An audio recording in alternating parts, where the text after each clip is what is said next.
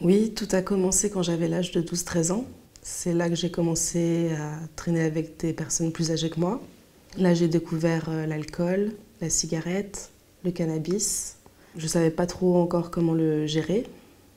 Donc j'étais un peu dans l'excès déjà. À une soirée, il y a eu un événement qui m'a marquée et qui m'a fait beaucoup de mal. C'est là que mes consommations ont commencé à augmenter.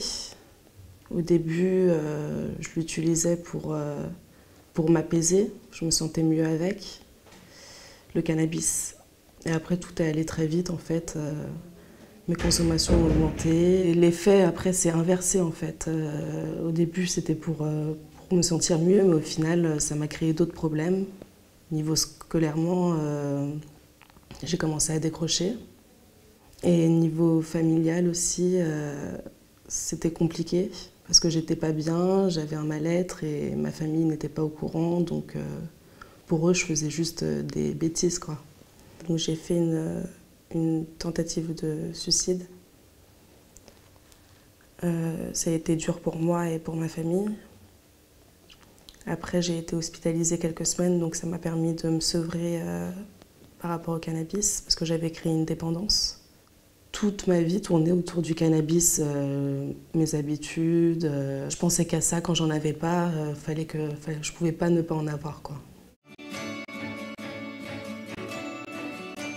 Elle est différente des autres drogues, mais pour moi, c'est pas une drogue douce car c'est une drogue vicieuse et dangereuse. C'est une drogue, donc c'est addictif et quand on est un peu fragile, vaut mieux s'abstenir, quoi.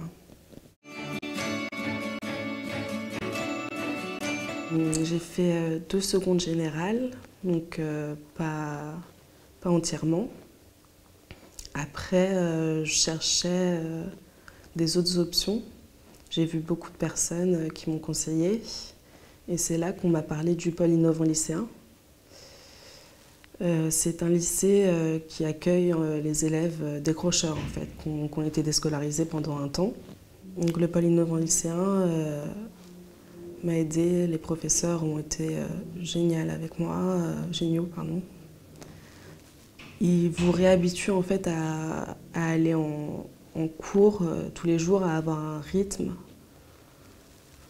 de vie normal, quoi. J'arrivais pas à arrêter toute seule. Donc j'ai eu du mal à accepter le fait que j'étais retournée dans le même schéma. Et donc là, je me suis dit que j'avais besoin d'aide encore une fois. J'ai fait plusieurs semaines à l'hôpital de jour. J'ai essayé de diminuer. J'ai réussi à un peu diminuer, mais je ne suis pas arrivée à ce que je voulais, ce que j'attendais en fait. On m'a parlé de l'hospitalisation et c'est vrai que, en y réfléchissant, c'était la solution la plus efficace pour moi, car arrêter comme ça à l'extérieur, toute seule, j'y arrive pas, quoi.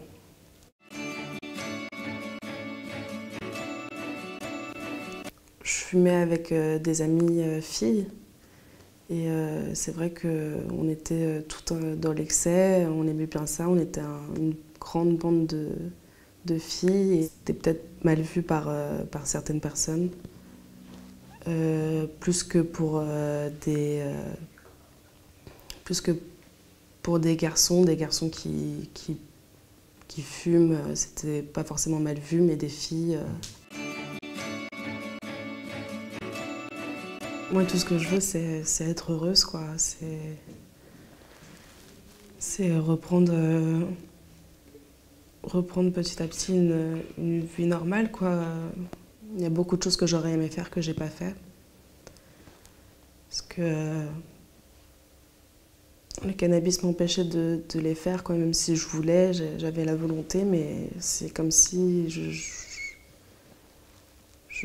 pouvais pas, quoi. Je voulais aller vers le haut, mais on me tirait vers le bas. Pour avancer, j'ai besoin d'une équipe qui m'entoure. Donc à l'hôpital Paul Brousse, Ils sont spécialisés en addictologie, donc je vais continuer un suivi avec eux. J'ai besoin aussi d'un traitement pour m'aider pendant un temps à aller mieux et à ne pas retomber dans le cannabis.